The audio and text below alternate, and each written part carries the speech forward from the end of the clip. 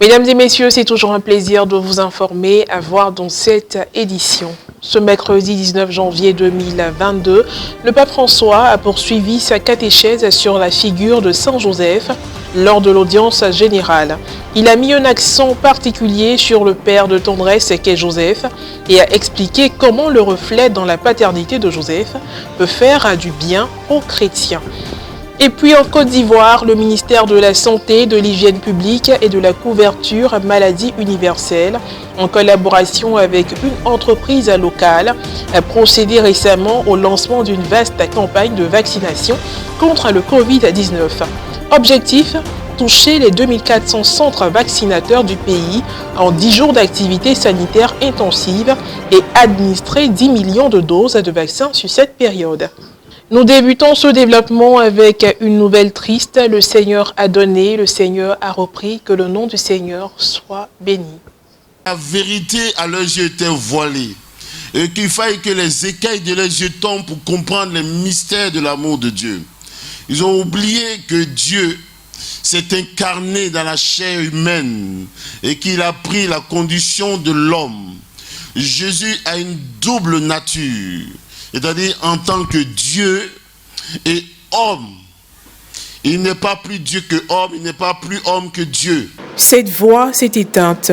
Ces prédications feront certainement partie de nos meilleurs souvenirs de l'homme. Car il a plu au Seigneur de rappeler à lui son serviteur, le révérend père Léon Inzi, vicaire à la paroisse Saint-Marcel d'Akwa-Santé, dans l'archidiocèse d'Abidjan.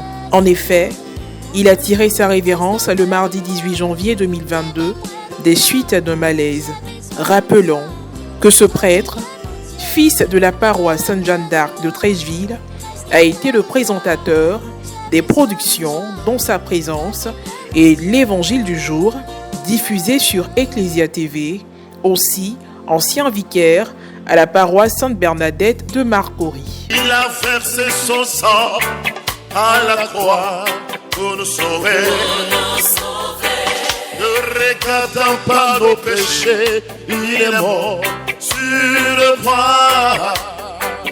Il a tellement aimé le monde jusqu'à mourir. Oh, quel regard, quel regard, quel regard.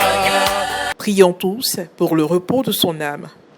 Tout autre sujet à présent, dans la matinée de ce mercredi 19 janvier, lors de l'audience générale, le pape François a poursuivi son cycle de catéchèse autour de la figure de Saint Joseph, revenant sur le père de tendresse qu'il est. Une caractéristique qu'il avait déjà développée dans sa lettre apostolique à Patrice Cordet. Nous pouvons donc nous demander si nous avons nous-mêmes fait l'expérience de cette tendresse et si nous en sommes devenus à notre tour les témoins. Il faut réfléchir. En effet, la tendresse n'est pas d'abord une affaire d'émotion ou de sentiments, non. C'est l'expérience de se sentir aimé, de se sentir accueilli précisément dans notre pauvreté et notre misère, et ainsi transformé par l'amour de Dieu. Dieu ne compte pas seulement sur nos talents, non, mais aussi sur notre faiblesse rachetée. Notre faiblesse est rachetée et il a confiance en cela.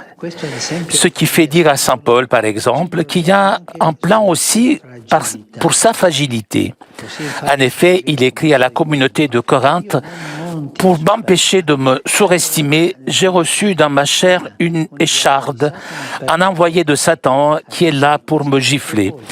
C'est pourquoi par 3 fois j'ai prié le Seigneur de l'écarter de moi, mais il m'a déclaré: ma grâce te suffit, car ma puissance donne toute sa mesure dans la faiblesse. Le Seigneur n'enlève pas tes faiblesses, mais nous aide de marcher avec nos faiblesses, puisqu'il nous prend par la main. Mais comment se fait-il? Il prend par la main nos faiblesses, et nous avec nos faiblesses. Il est proche de nous, et ça c'est la tendresse. L'expérience de la tendresse consiste à voir la puissance de Dieu traverser précisément ce qui nous rend le plus fragiles. à condition toutefois de nous convertir du regard du malin qui nous pousse à regarder notre fragilité avec un jugement négatif, tandis que l'Esprit Saint le met en lumière avec tendresse. La tendresse est le meilleur moyen de toucher ce qui est fragile en nous. Regardez comment les infirmières touchent les blessures des malades avec tendresse pour ne pas leur faire mal, quoi. C'est le Seigneur fait de même avec nos blessures, avec la même tendresse. C'est pourquoi il est important de rencontrer la miséricorde de Dieu, notamment dans le sacrement de la réconciliation, dans la prière personnelle avec Dieu, en faisant une expérience de vérité et de tendresse. Paradoxalement, le malin aussi peut nous dire la vérité, mais c'est un menteur. Mais il nous dit quand même la vérité. Toujours au chapitre de la religion, la semaine de prière pour l'unité des chrétiens a débuté avec une attention toute particulière dédiée aux chrétiens d'Orient. Les méditations ont été confiées cette année au Conseil des Églises du Moyen-Orient avec comme thème général « Nous avons vu son astre à l'Orient et nous sommes venus l'adorer ». Au centre de ces réflexions, la situation des chrétiens d'aujourd'hui en Orient et la nécessité toujours plus grande d'œuvrer à leur unité. Face à un monde déchiré par les conflits et marqué par la crise sanitaire, le pape François appelle les chrétiens à marcher plus que jamais unis pour renforcer leur crédibilité. Du 18 au 25 janvier, aura lieu la semaine des prières pour l'unité des chrétiens, qui a pour thème cette année un thème inspiré de l'expérience des mages venus de l'Orient. Et toutes nos diversités, nous sommes en marche vers la pleine unité, en tenant le regard fixé sur Jésus, notre Seigneur. Durant cette semaine, nous pouvons aussi exprimer toutes nos souffrances, toutes les souffrances que nous expérimentons pour l'unité des chrétiens.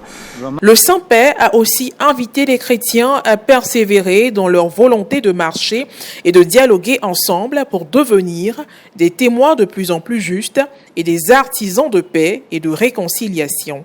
Pour le souverain pontife, les chrétiens sont appelés à une plus grande unité en surmontant de vieilles conceptions et réticences. Traditionnellement placées durant l'octave de prière entre le 18 janvier, fête de la chaire de Saint-Pierre à Rome, et le 25 janvier, fête de la conversion de Saint-Paul, la semaine de prière pour l'unité des chrétiens a un objectif: prier pour l'unité telle que le Christ le souhaite par les moyens qu'il voudra.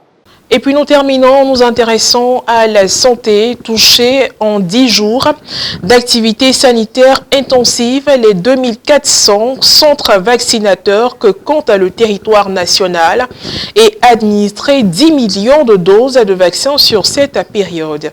Tels sont les objectifs que se sont fixés le ministère de la Santé, de l'Hygiène publique et de la couverture maladie universelle et une brasserie ivoirienne qui, en collaboration, ont récemment lancé une vaste campagne de sensibilisation contre le Covid-19. L'entreprise partenaire entend ainsi apporter son appui à cette action gouvernementale et procurer une bonne santé aux populations. Retenons que la stratégie vaccinale, initialement planifiée, a été confrontée à l'insuffisance d'approvisionnement du pays en vaccins, comme dans tous les pays en développement.